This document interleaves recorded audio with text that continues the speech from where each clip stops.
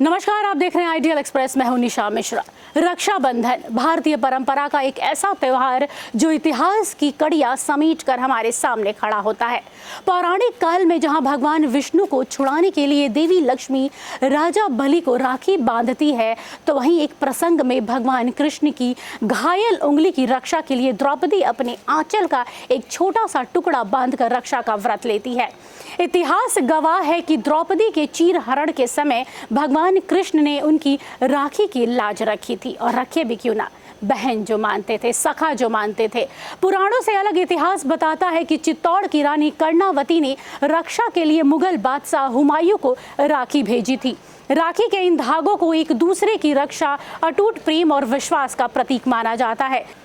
मतलब यही है कि जब समाज को एक सूत्र में बांधने की बारी आती है तो रक्षाबंधन का नाम आता है। साथ ही ये त्यौहार बहनों को एक सुनिश्चित करता है कि उनकी रक्षा के लिए उनके भाई हमेशा मौजूद है। पर देशवासियों की रक्षा के साथ साथ उन लोगों के विषय में सोचिए जो बॉर्डर पर हमारी सुरक्षा के लिए तैनात हैं, जो सरहदों पर हम दुश्मनों से लड़ते हैं हमारे लिए। उन भाइयों की कलाई क्या सूनी रह जाती होगी? बिल्कुल भी नहीं।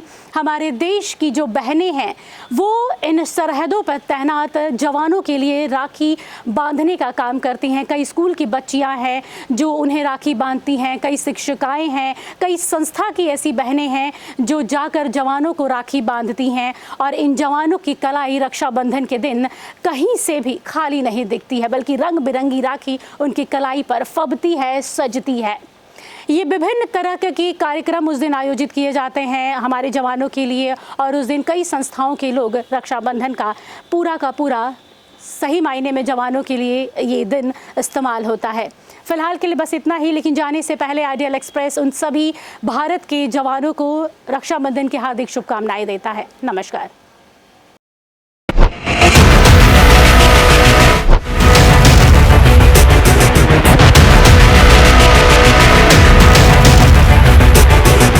अगर सत्ता से सवाल पूछना बगावत है तो हाँ, मैं बागी हूं। अगर सच्चाई दिखाना गुनाह है तो हाँ, मैं गुनहगार हूं।